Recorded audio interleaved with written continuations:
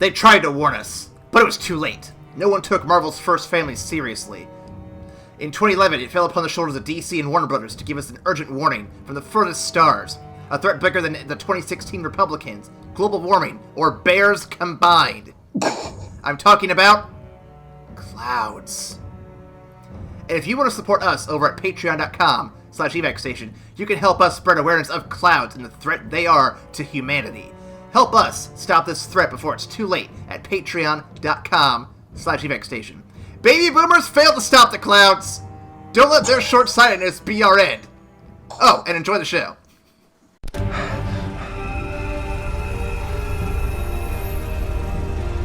Brightest day, blackest night. No evil shall escape my sight. Let those who worship evil's might beware my power. Green Lantern's light.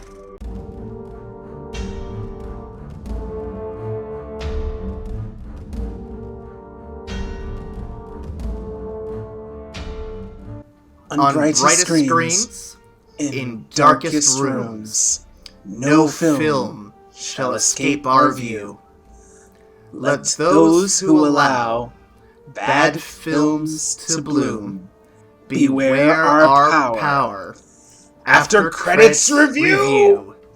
And I am your host, Aaron Scott, from a time before there were many Earths. And today with me I have Kyle Ryaner, of the Space Sector 2869, who replaced my former host after he went killed crazy with the yellow space bug. Yep, had to put that man down. Yeah, it was not a good time for anybody, really. Especially with all that bad CGI all over the place. Good God. Don't say it, you'll bring it back. Oh, I know.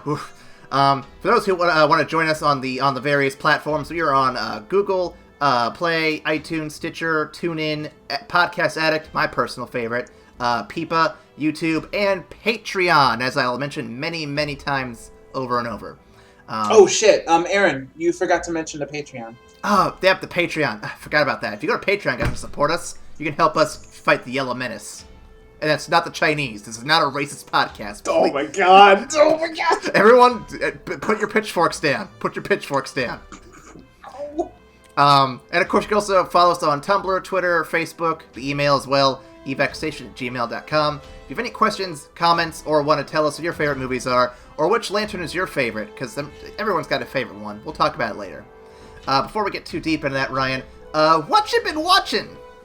What have I been watching? It's kind of hilarious because I just got into a debate, a heated debate with Miss Lady over here in regards to the show Arrow. Because I had to explain exactly why I stopped watching the show. And in order to actually like adequately put my point across, I had to sit down and watch a couple more of episodes from way back when it was good, back when it was so good. I'm talking about like the League of Shadows storyline, before they inserted baby mama drama, which was actually the point of the debate. So yes, recently I've actually been watching Arrow for God knows what reason. Interesting. I fell out of that show pretty quick. I have no hatred towards it. I think it's interesting, but it didn't click with me the same way Flash did. I think, for me, Flash is always a character that click because he's just so upbeat and optimistic, so I'll just jump in right away. And Arrow felt like, and I don't want to, I might be putting this the wrong way, but Arrow always felt to me like an alternate Batman, so to speak. Yep, that's exactly what it was. That's exactly what it was. And I'm like, I've got enough Batman. Give me fun, jolly, good times Oliver Queen, because I remember him being a fun guy in the comics, fun guy in the cartoon. This guy's not the fun guy I grew up with. What's this all about? You know, I mean, like, I always dug the more serious stuff. Like, I love The Flash, don't get me wrong, but I mean, when Green Arrow came out and it was just like, oh, we're getting kind of discount Batman, but it's also pretty cool because they told a good story, a good progression with him, and like over the course of like the first 3 or so seasons, it was fantastic. It was really, really good. But bad writing, just bad writing. Oh yeah, we're gonna get used to that this season. So keeping the theme with green, I thought ahead on this one. So I'm still going through my backlog, and I thought, well, I don't have any DC stuff I've been watching recently. What have I been watching that has a green theme to it? Ryan, you know I'm a big fan of the Rooster Teeth shows that they do, Red vs. Blue and Ruby and all that stuff. Well, 2 shows from their, one of the offshoots of Rooster Teeth, Achievement Hunter, have been keeping my attention recently. Oh my god, I remember Achievement Hunter. Oh my god. They've been doing a lot of live action stuff lately, and there's a couple things I want to point out here that I want to bring your attention. One is Hardcore Tabletop. Along with their other show they've been doing, which features board games, which I don't remember the name of that one. I think it's called Let's Roll. But Hardcore Tabletop takes the core 6 Achievement Hunters and puts them in a game of Monopoly for real money. And it's... Oh my god. It's surprisingly entertaining. I had a lot of fun with that one. They even had a jail built into the table, so when someone had to go to jail, they had to crouch down and crawl under the table and stay there until they were let out. It was great. I mean, was blood spilled? God damn. It should have been. It was real money. It was real money on Monopoly. Friendships die over fake money. The other Achievement Hunter show that I've been really getting into is a show where Jeff leads the crew to go on paranormal investigations called Achievement Hunter. And it's not the same as your typical ghost hunting show. You don't see as many ghosts, and it's got a lot more comedy angles going on with it than what you'd expect, but it's good for a few laughs.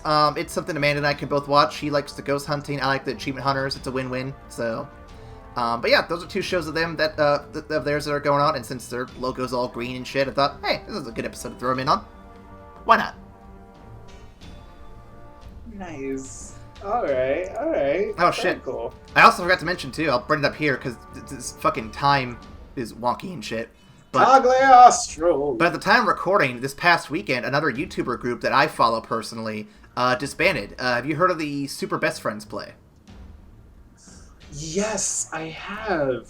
Yeah, they disbanded? Yeah, apparently Matt and Pat of the Super Best Friends are, according to Wooly, are no longer friends. And at first I thought they were joking, but then you see the rest of them show up in the video, and even Matt has like a little tear in his eye at one point. And I'm like, oh fuck, this is real. This sucks. This is one of the only groups they follow it consistently. This sucks.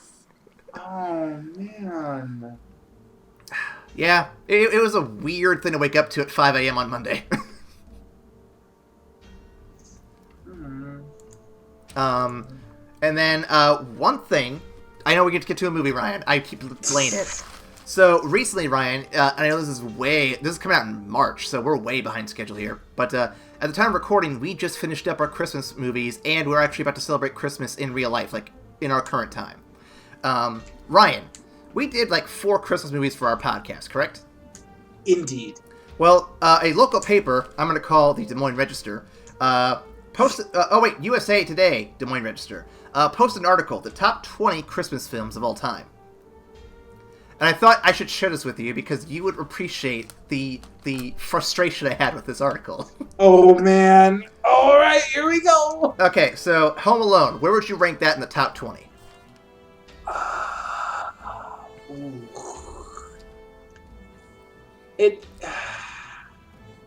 It's fairly up there for me personally because I grew up with it. Mm-hmm.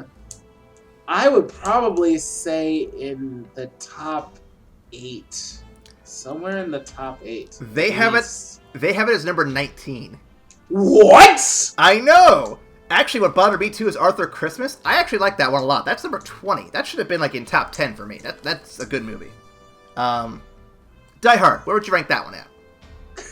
They didn't have it on the list. I can no, it is on the list. It is on the list. I will promise you that. Okay, that's good. I'll promise you that. I would put Die Hard somewhere in the middle of the pack. Somewhere probably either around 10 or just below 10. They have it number 7. I'm not upset by that, but number 7. Okay. Nightmare Before Christmas. Where would you rank that? Where do you think they'd rank that one at? Oh man, Nightmare Before Christmas is fucking classic, dude. It's classic. It's very classic. Top 5 easily. Number 6, fucking teen.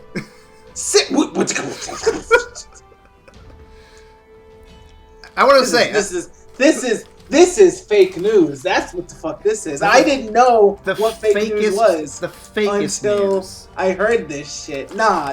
Where are their credentials? We need those revoked. Let's see. Where's the guy who wrote this? I want to see his name here real quick before I commit him. 16. Brian. Are you kidding? Brian Truitt of the USA Today put Nightmare Before Christmas at number 16. I want everyone to know his credentials as a journalist has been revoked by this podcast. Yep, revoked. No, he's done. Ryan, where would you rank Scrooge on this list, you think? Oh my god. Please don't tell me Scrooge is actually on the list. It's on the list, Ryan. Where would you rank this at? In the top 20, in the top 20 Christmas films of all time, where would this movie rank? I swear to God, you're gonna say it's fucking third, and I'm gonna have like a brain aneurysm.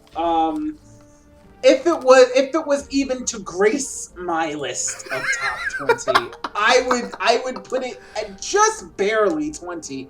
Just barely 20. Well, someone call an ambulance, because Ryan, Scrooge is number 1. Again, I'm going to read the name here. Brian Truitt of the USA Today. You are not a journalist. You are a charlatan. Get the hell out of my office. Absolutely fucking not. Of course not. And journalists have an obligation to report the truth. All right, not these blatant false packet of lies. Who the fuck Scrooged as number 1? Are you? Ooh. Oh man, let's get back to the garbage ass movie that we're supposed to review today, because I'm about to lose my mind. I was gonna say, speaking of hack jobs and charlatans, let's talk about our film for the day. Oh boy, oh boy, oh boy.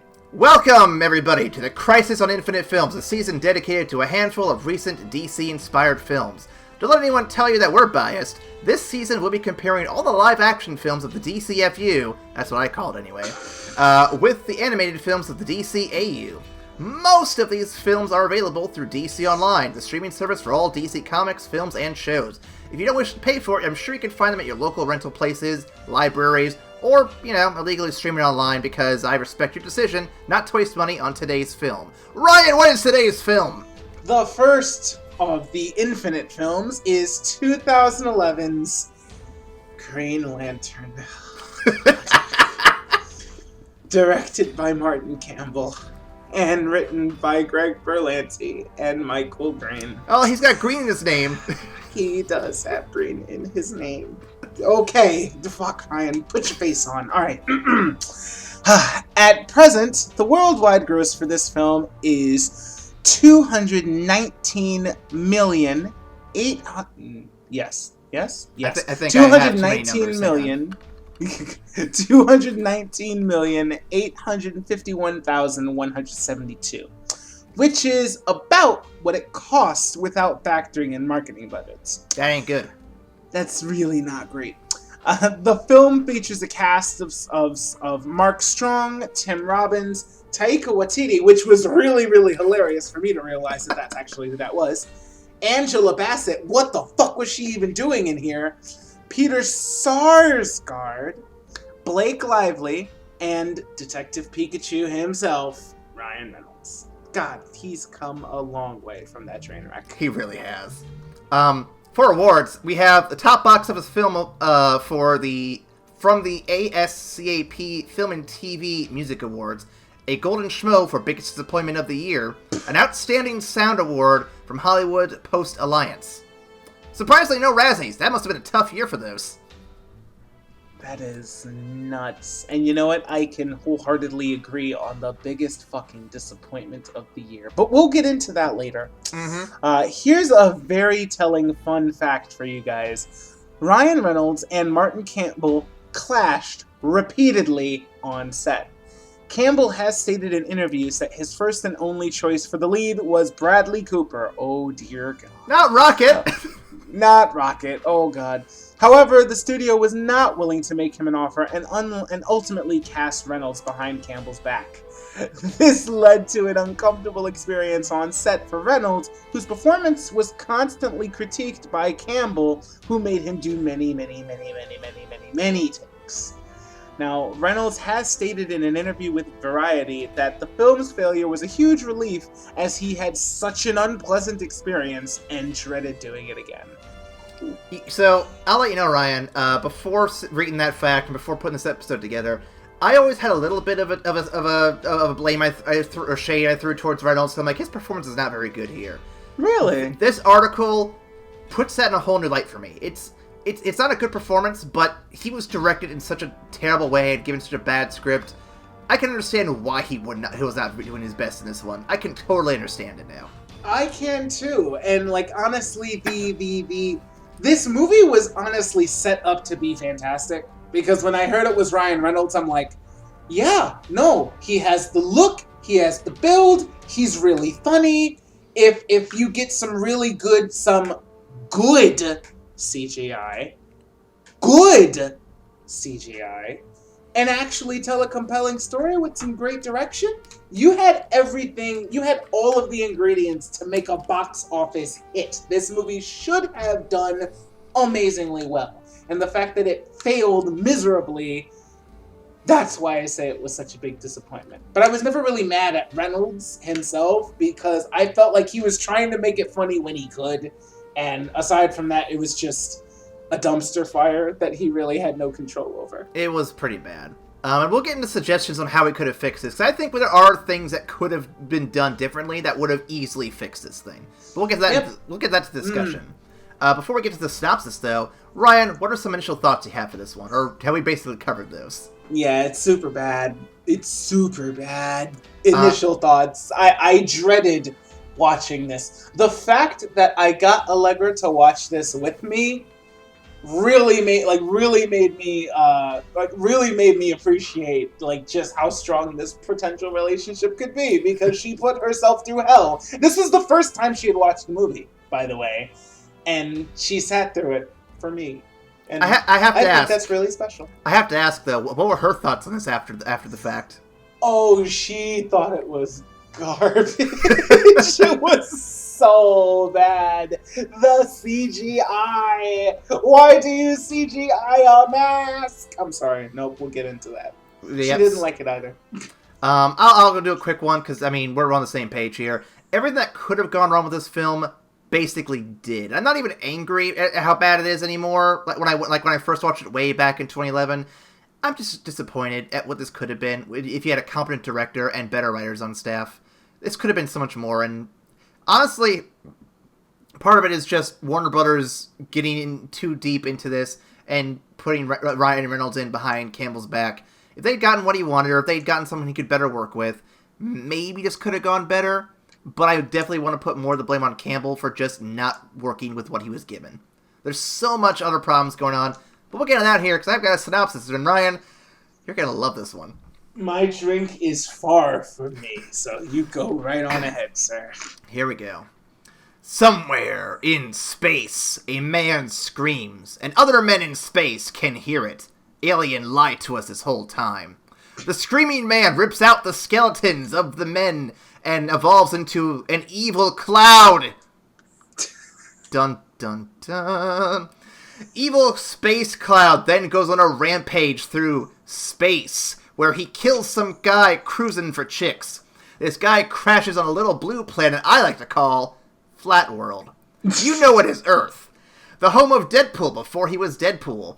Halpool is summoned by the dying spaceman through the power of green bubbles and is proposed to with the green ring. Taika Waititi picks up Halpool before the feds do, along with the alien MacGuffin.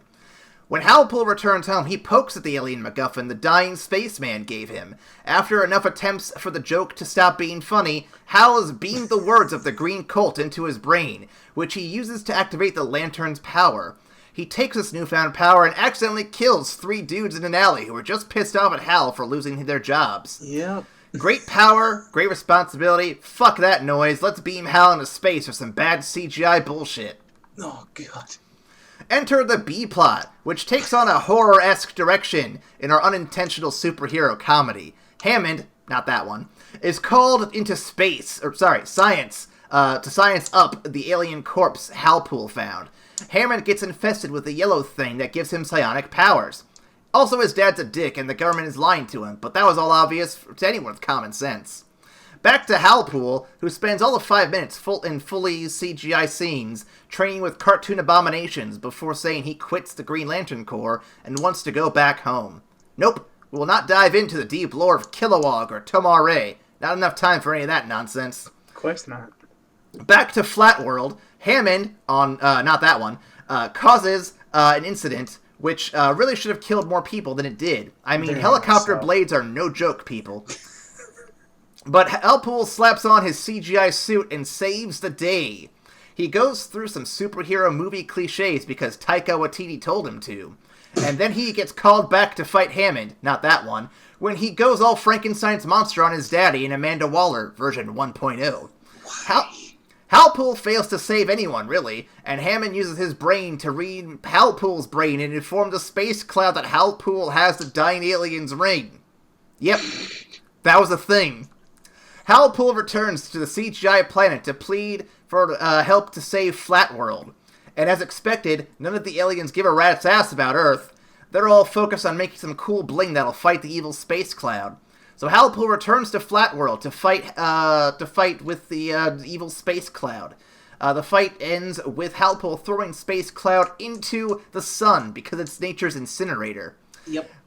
Halpool, realizing responsibility is a thing, decides he needs to actually join the Green Lantern Corps and makes an empty promise to do so as no sequels actually confirmed whether he's done that or not. Which is even more hilarious when that one character who we're supposed to know and care about puts on the yellow rain as a post-credits tease. Don't worry, everyone. This is just a threat. No other movies were actually made. You can come out from behind your theater seats now. It's okay. Oh man, to be quite honest, I feel like Sinestro is literally the only okay part of this movie, and he's not even in it for more than 5 minutes. He's really not. I would have been good with seeing like a straight up Yellow Lantern Sinestro. Oh my god, I was very excited for that, but you actually get a really good actor in Mark Strong to play one of Hal Jordan's quintessential nemesis. Give him 5 minutes on screen. Fuck it, don't worry about it. And there's so many other characters in the Green Lantern Corps that could have been interesting too. Kilowog's always kind of fun when you get him in one of these stories, and I know there's a Girl Lantern that is introduced in the cartoon show. It's really cool, and. Man. Fucking Parallax. Please don't get me started on Parallax. Oh my god. Actually, I've got a whole thing on Parallax. Oh man. Okay, so when I said don't get me started on Parallax, you meant let's just get started on Parallax. Can I just start with the biggest problem I have so far? Yep. He is... Okay, I'm trying to think what the biggest one is. He's such a big and bizarre concept to tackle in your first initial origin film. Yep. And he's not even a character introduced until like the 80s or 90s. You have so much history of these comics to work with, and you decide to go with the most controversial character and concept from the series you could possibly go with. Yep. Who the fuck read Emerald Twilight and thought, Parallax sounds like a cool idea for a villain, let's use that one, and then not make him look like Parallax at all. You know what I honestly think was the thing there?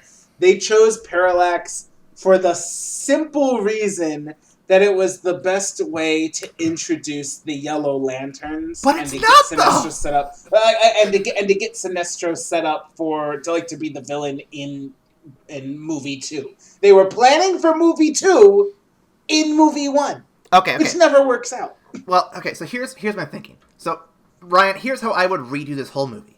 Okay, Please. From scratch. So cut out everything with Parallax. He is not relevant to your origin film. So the movie starts with Hal doing his plane crash thing, and then instead of crashing in a test, he crashes like when he's like on the job or something. Like he's traveling in the Middle East. He's traveling somewhere and the plane just goes down for whatever reason. Maybe it goes down because of the spaceship that crashes nearby and it fucks up his systems or whatever have you.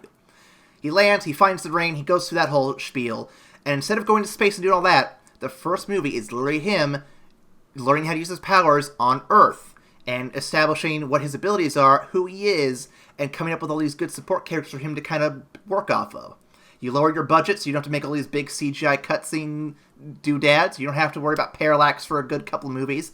And at the very end of the film, bring in Sinestro and the other Green Lanterns to bring Hal back up, and that's your post-credits to introduce him to the rest of the Green Lanterns and make this other bigger movie in movie 2 when you've made money off the first one. Yeah, so you give him you give him a human villain to actually fight in the first movie, and then at the end of the first movie, hey, by the way, there's a whole fucking core of us that are much better at this than you are, so you should come over here and see what the fuck we're on. Yeah, I can see that. See that. Well, and here's the thing I noticed too. A lot of so in the beginning, the movie in the beginning is very exposition and backstory heavy. Because they have to explain Parallax, because they have to explain the rings and everything. And it's like, if you don't have Parallax, you cut your film's budget down, you cut your film's runtime down, and you avoid all this nonsense bullshit and just go into the action where you could explain stuff later through action. Instead, you do it this way, and it makes no goddamn sense. Like, I think it would have been cool still. Here's the thing. I think it would have been cool had you kept Hammond as your villain, but make him, like, the main villain of this first film. Have him, like, use his sonic powers to maybe force people to become his followers, and then Hal's to fight them, and then he ends fighting Hammond, which leads into a bigger plot down the road. Instead of having him just be, like, this weird one-off thing in this film. It made no sense, by the way. Because at the end of Hammond's arc, what's his name? Parallax tells Hammond that you failed him, or that you failed me, Hammond, or whatever, and he just drains his soul out. And I'm like, did Hammond have an objective? I don't remember him getting the 411 or what he's supposed to do. He was just like getting powers and then went all like incel and shit. And he was just kind of filling himself in these powers, and the only real directive he got was when after he touched Hal as the Green Lantern and was like, Parallax was like, yeah, that lantern's a threat. Go kill him. Go do that.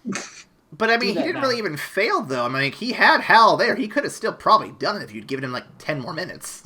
Yeah, but Parallax is a harsh taskmaster. He got there and Hal was still alive. He's just like, you're dead. I'll do it myself. Listen, I can't just stay around in this neighborhood clouding all day. You have to either fucking do this, or I'm gonna like storm up your ass here. So make a decision.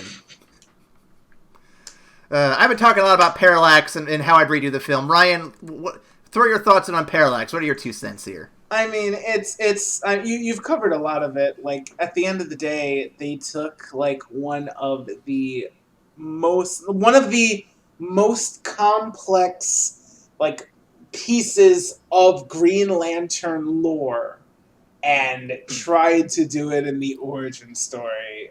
Like that's like the equivalent of trying to explain the entire Phoenix Saga in X-Men 1.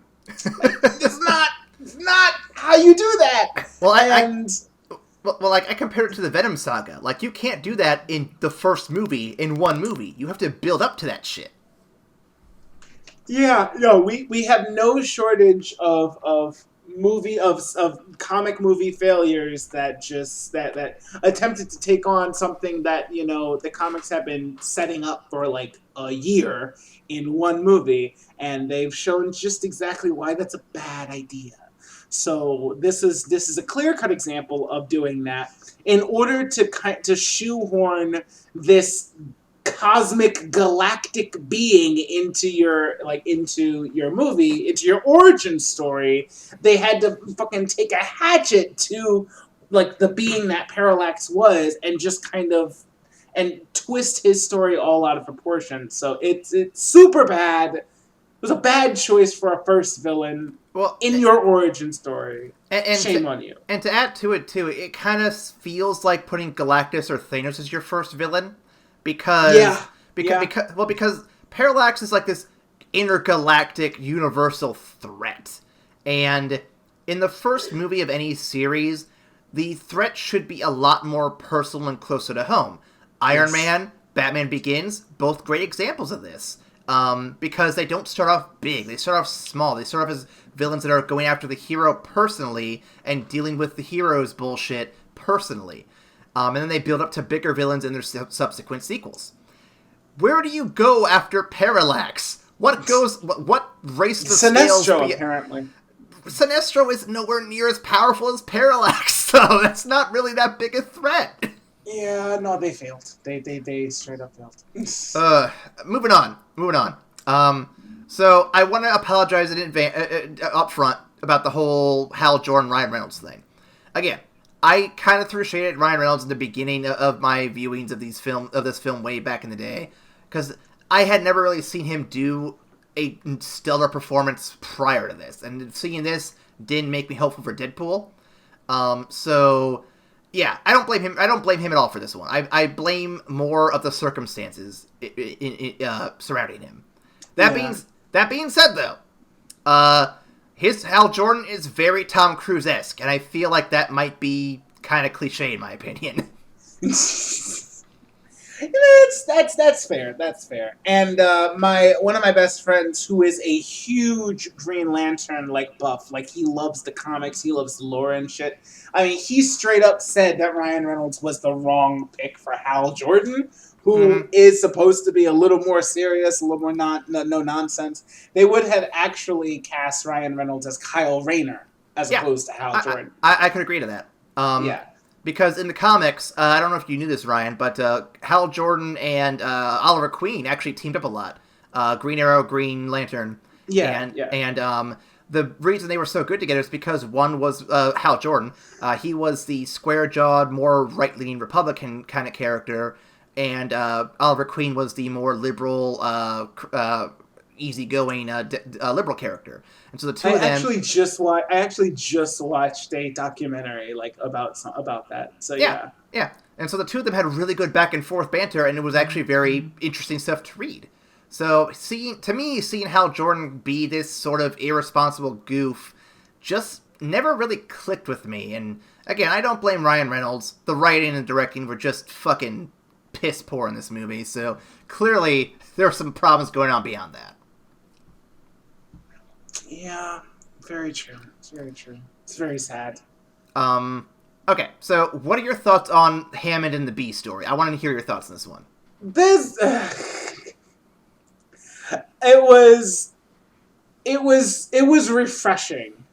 It wasn't amazingly well written. It seemed like such a departure from the silly ass CGI and all that nonsense that it was interesting simply because it was different. It did feel like a different movie altogether, but I'm glad I'm not the only one who thought that. Yeah, but whenever he showed up, I was just prepared to laugh because there's no part of this villain that I can take seriously.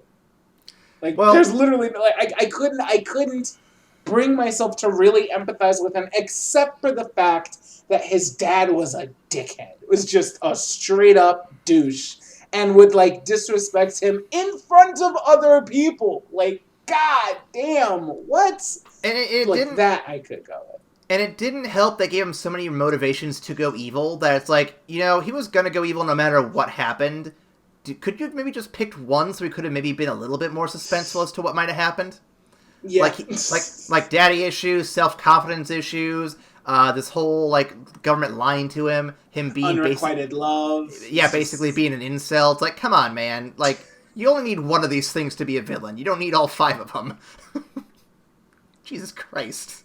Yeah, it's pretty bad. And why was he going full evil during the government during the one scene where he almost kills his dad, the government officials? I get lashing out at his dad and being really kind of upset at the government guys for not being forthright with him. But after that, though, what was his goal or end game? I never really understood why he just suddenly went all berserker on everybody. Oh, you're talking about in the lab? Because I don't really know, honestly. Yeah, he just kind of lost it. I'm dude, if you just taken 5 seconds, just chill pill, you might have been able to get out of this in one piece. Although, to be fair, he did kind of get black bagged again and snatched to the lab. So I can see that he wasn't very very amused with that one as well. And then you've got his dad, who's just a dickhead and thinking horrible thoughts about his son, who is a fucking psychic. It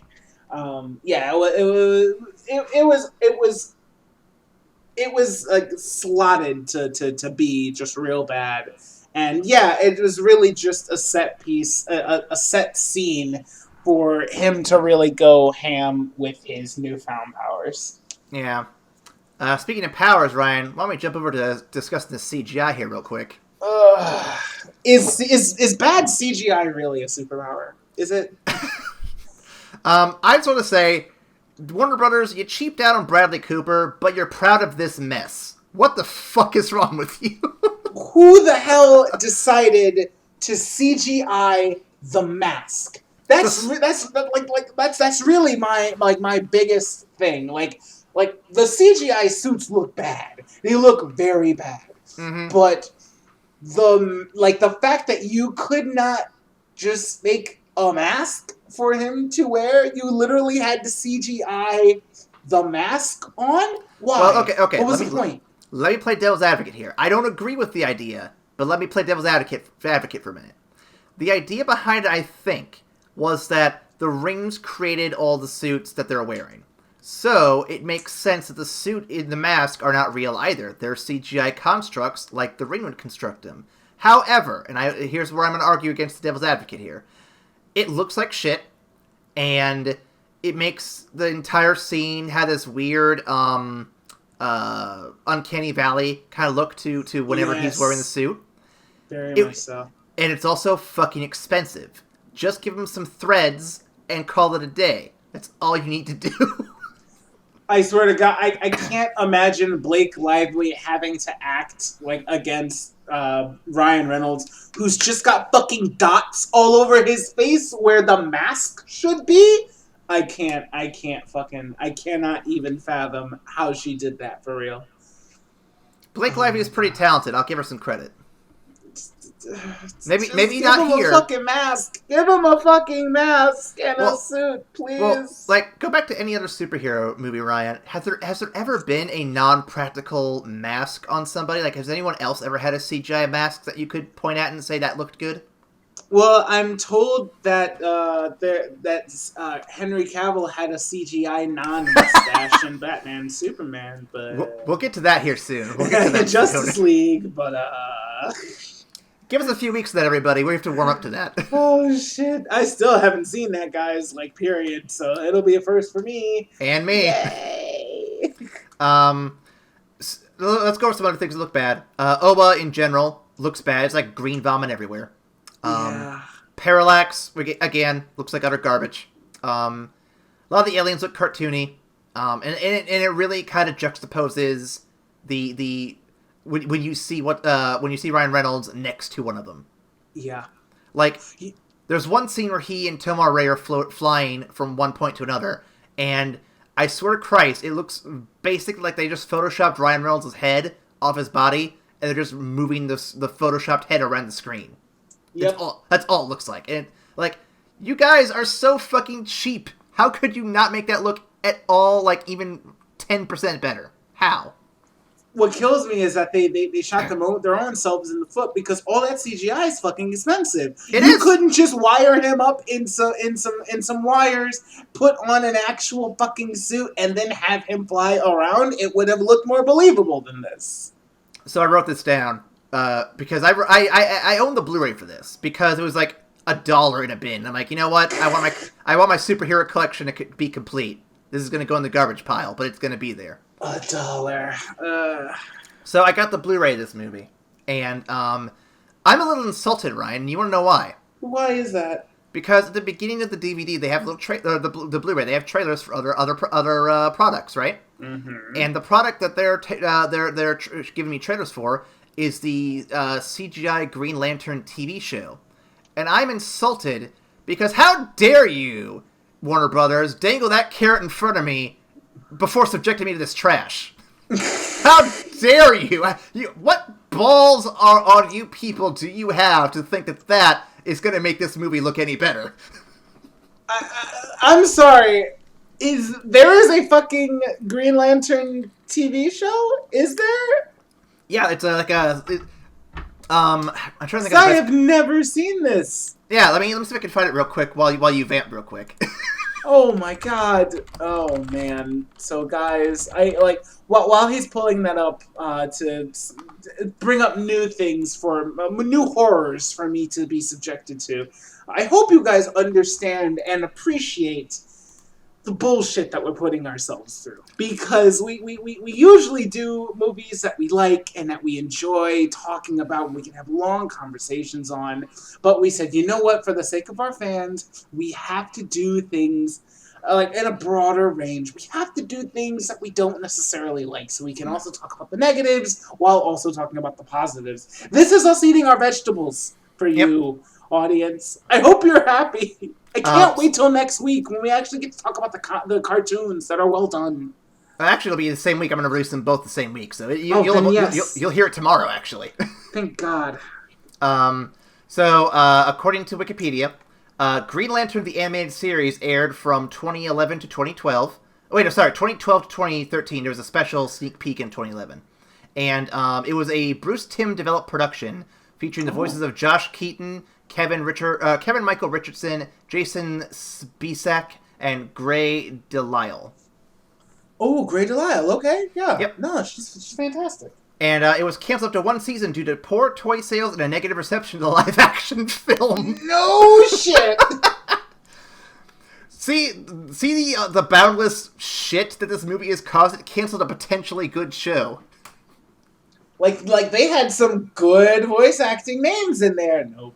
How dare you, Warner Brothers? Could not save it. So there's some dangling plot threads to this film, Ryan. I don't know if you caught those.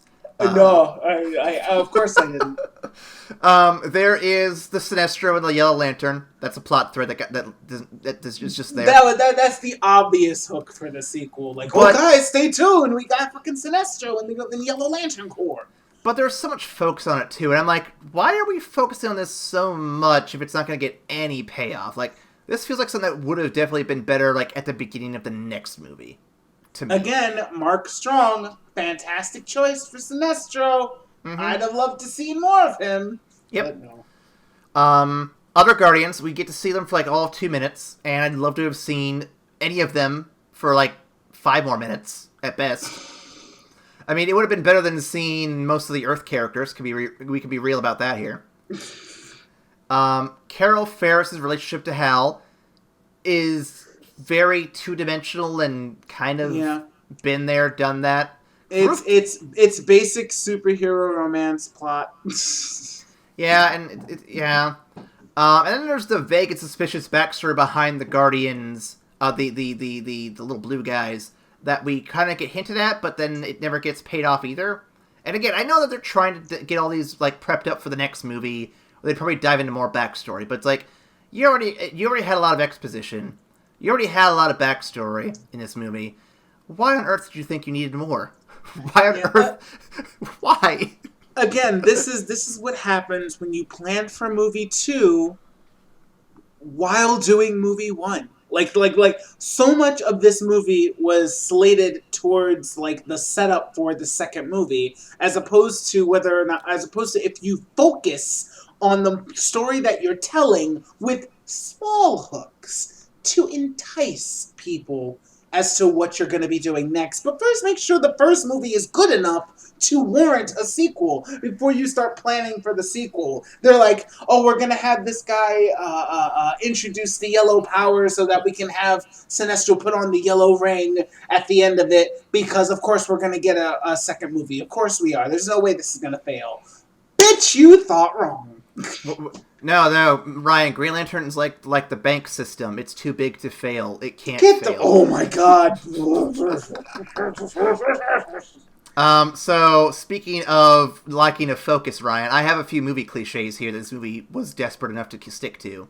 I want to point out a couple of these. I'm not going to read them all, because there's a lot of them. Number one is the lack of focus in the movie. Namely, that it seems to, in the beginning, to be talking about a great power, great responsibility kind of vibe, like Spider-Man. They straight up almost said that. He straight up almost said that shit. But then the movie also has a battle of willpower versus fear.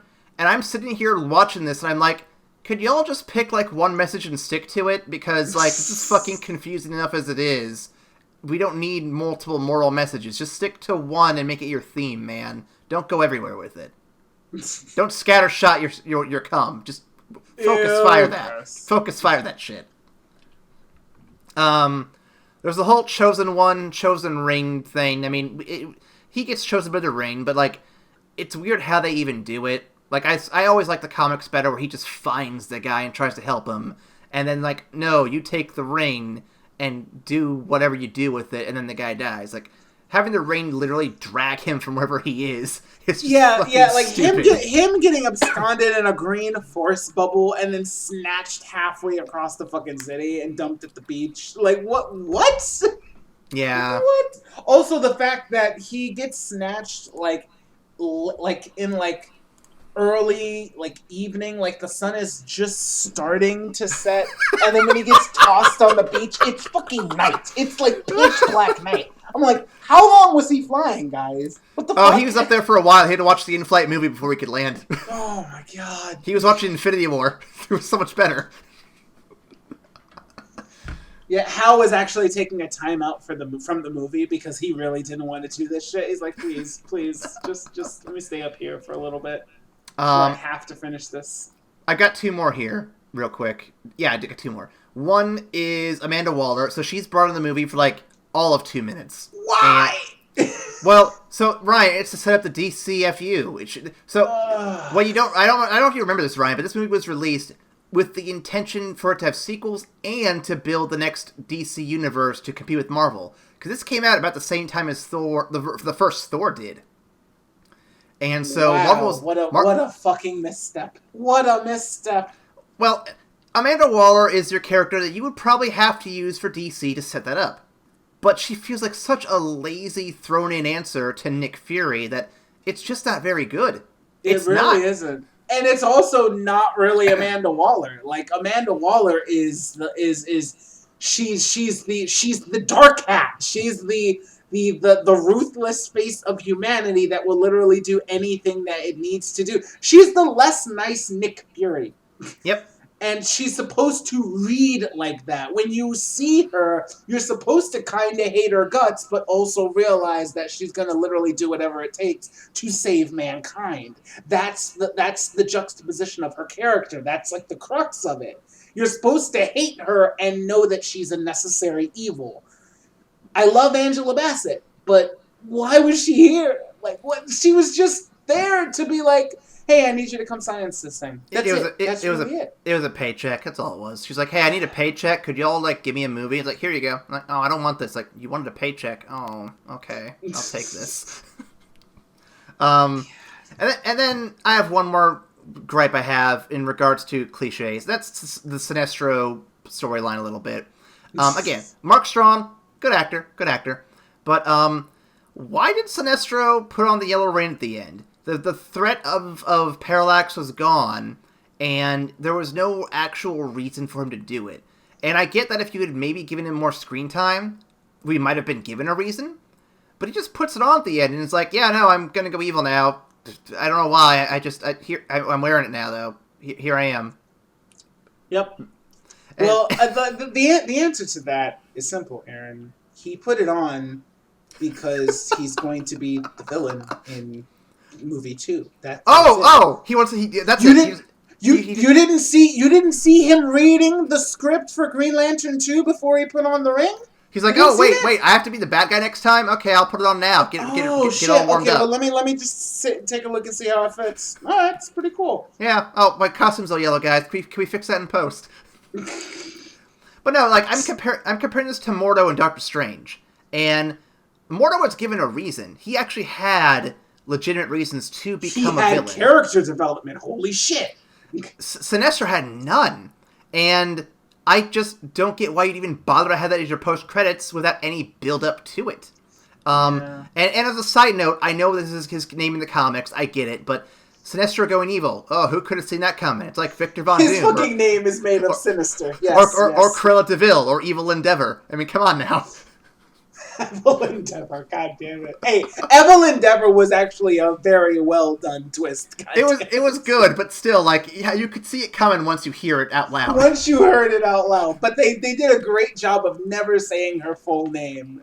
And, like, you only really caught it at the very end when you were looking at the credits. Just like, oh, fucking of course. Of course. But seriously, people, don't name your kids any of these names. They're going to be evil. It's like naming your kid Alfred. He's going to be a butler. Just don't do it. Just don't do it. Now, it's actually funny, and I know we're skipping ahead to tomorrow. Yep. But when we review the animated version of this, they do a really good answer to giving Sinestro some build-up. Yeah. And it was different. I don't know if that is actually the build-up in the comics because I haven't read them, but it was different from what I thought was the reason why Sinestro goes fucking batshit crazy, but it was really good. Mm-hmm. And it was very well done and well deserved. And I can't wait till we get to tomorrow to talk about it. But just stay tuned, guys, because we're gonna look at a good version of this story tomorrow. So you gotta eat your veggies before you get to that. Yep. And we'll definitely I have some thoughts about that, but I'm gonna hold them for that episode. Yep. But before we move on to our final segment, because we're gonna change the format a little bit for this season, we're gonna do a quick mailbag shout out. If you do want to send us comments, questions, concerns, or if you have your own favorite DC films or characters, or you want to tell me why you hate this movie as much as I hate this movie, or as much as Ryan hates this movie, you can visit us at our Facebook, Twitter, or Tumblr page, or the email. Ryan, what is that email? That email is whythefuckwouldyougcgi@gmail.com. I mean, excuse me, that is evacstation@gmail.com. The G stands for green.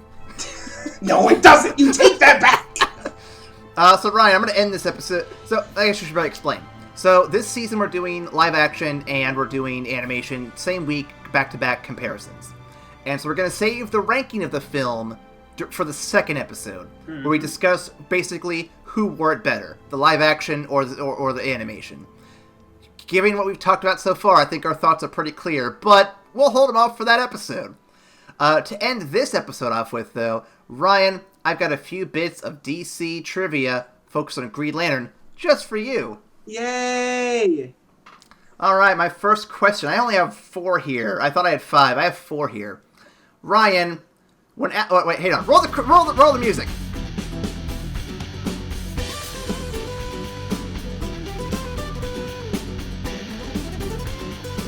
Okay, cut that in. So Ryan, Alan Scott was the first Green Lantern in the series, in the entire run of Green Lantern, and his power ring was powerless against what substance? Man, I am not good at Green Lantern trivia. Because I don't know shit about Green Lantern, especially about early Green Lantern. Fuck. Well, I'll give you a hint. It becomes yellow in a later edition of Green Lantern. It was something else before that.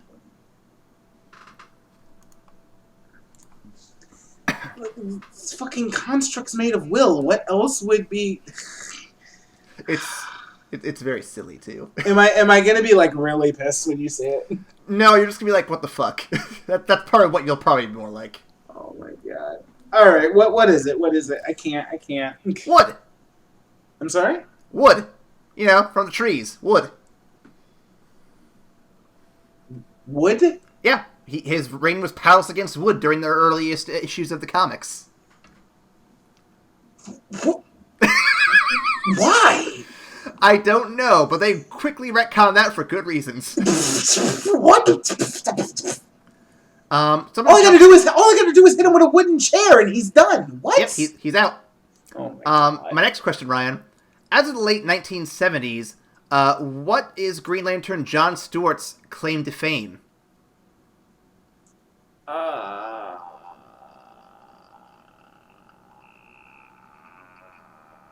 Wait, did you say 1970s? Yep.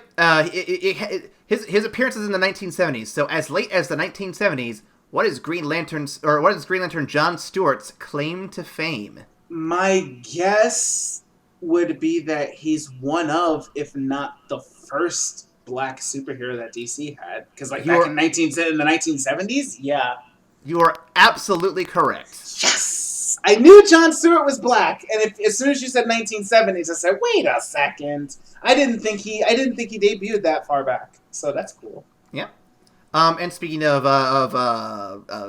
different non-white, non-male characters, there were numerous Green Lanterns from Earth, Ryan. But who was the first female to debut in 2013?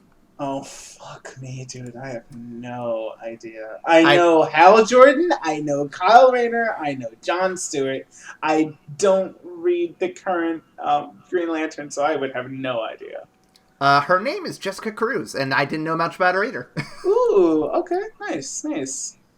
I'll jump to the other list you've got here. So, Ryan, here's a fun... Actually, no, I'm going to stick to what I had here, because if I get triggered for the next episode, I'm going to save it. I don't know if we're going to have it or not. Ryan, there are 8 Lantern Corps. What are the 8 corps? And for bonus, what is their emotional spectrum? This one I know, actually. Oh, okay. Because when my friend told me about the fact that there was a Lantern Corps for every color in the spectrum, I was like, holy shit, that's really awesome. So, let's see here. Red is for anger or rage. Mm-hmm. Orange is for greed. I think they call it avarice. Mm-hmm. Yellow is fear. Green is willpower. Blue is hope, which young Ryan would have said he was a Blue Lantern, straight up. Indigo, I'm pretty sure, is compassion. Yes, the compassion ones. I'd say older Ryan is an Indigo Lantern. Violet Lanterns they represent love. Mm-hmm. Yes, because Star Sapphire, Carol Ferris, actually. Ha ha ha. And actually, I'm pretty sure there are 2 more, because there's the Black Lanterns, which are death. Yep. And then there's the White Lantern, which is life. So the list I was given didn't have White Lanterns. I think, wasn't that just a temporary thing?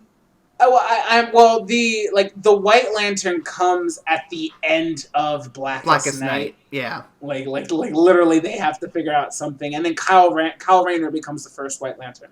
I thought it was Sinestro, but I might be wrong. You might be right with that one.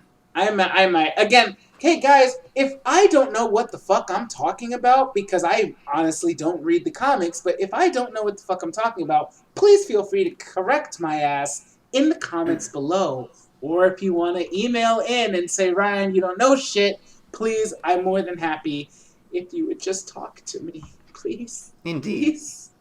And with that, we're going to hold off our thoughts on this movie. Y'all pretty much know where we stand on this one, though. We just spent the past 40 minutes complaining about this shit. It's fucking bad. I'm sorry. No, we're holding that till tomorrow. Sorry. My bad. So, if you want to hear how we could feel this compares to the animated version, tune in tomorrow when we talk about Green Lantern First Flight. And, Ryan, is there anything else we should leave these guys with? No, just, you've made it. If you've stuck with us this far, you made it. Your vegetables are done. Come back tomorrow, and we're going to talk about some really good DC stuff. This is DC lore and animated series done right. And this, if the cinematic universe was done as well as the animated, universe, in the majority of cases, there would be a much better contention for comic book movies. And when you come back tomorrow, you're going to find out exactly what I mean by that. Yep. And then also tune in next week. I'm going to go ahead and give you guys a heads up. Next week, we'll be talking about Superman movies, All-Star Superman versus Man of Steel. I'll remind you again tomorrow, but just thought I'd give you a heads up now in case I forget to mention it next episode. So with that, we'll get on to First Flight, and we'll see you after the credits. Bye!